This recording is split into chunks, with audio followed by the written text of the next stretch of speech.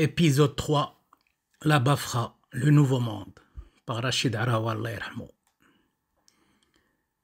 C'est ton fils? Nous étions à 7 h du matin devant le poste d'entrée de la base aérienne. Oui, et je l'emmène au lycée militaire. Le militaire qui parlait à papa avait un drôle de casque rond en rouge et blanc. J'appris bien des années plus tard qu'on appelait ces superbes soldats la police militaire. Le policier se tourna vers moi. « Tu portes un joli ensemble velours.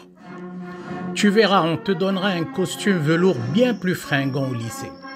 Allez, entrez, monsieur. » Il y avait une foule d'élèves et leurs parents devant le PC et le petit parking mitoyen à la porte du lycée.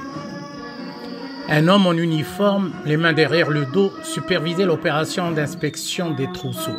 « C'est le lieutenant-colonel Bouchaïb Haroub, me dit papa. « Tiens, fige, il a sur l'épaule un gros pain et un autre plus petit.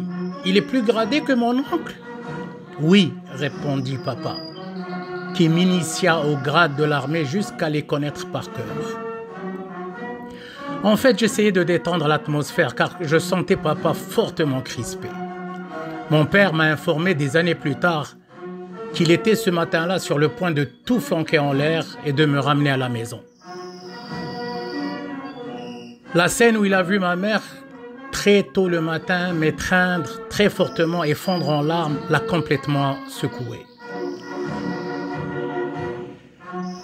Elle lui avait dit ce matin-là des mots dont je me souviendrai toute ma vie.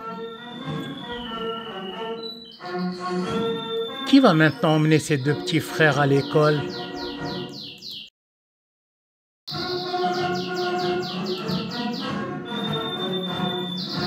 Qui ramènera de la crèche sa petite sœur?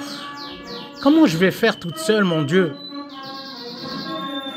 Mon tour arriva. Avant de déballer ma lourde valise devant les militaires, papa me donna 200 dirhams, la fameuse caution qu'il fallait payer au début de chaque année. J'avais 10 ans à l'époque, mais j'étais conscient que mon père était ruiné par les frais du lycée. Avec 200 dirhams, par exemple, papa nous achetait un gros mouton lors de l'Eid el-Kbir. Papa m'aidait dans l'inspection du trousseau. « Où est le survêt rouge bordeaux ?» cria un adjudant à l'œil sévère. Papa paniqua. Mais où est-ce qu'elle a mis ce foutu survêt? Le voilà, lançai-je fièrement à papa. Quand les formalités étaient prises, on me donna un matricule, 1220. Il allait me coller à la peau pendant 7 ans. À un moment, j'avais engagé la conversation avec un élève au nom d'Archmar, matricule 1219, qui est devenu par la suite mon tout premier copain du lycée.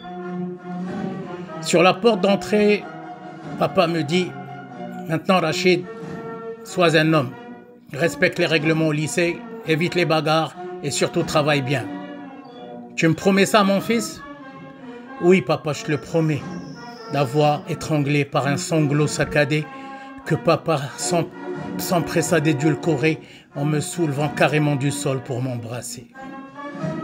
En entrant au lycée, avec mon nouveau copain, je me souviens très bien que je ne me suis pas retourné.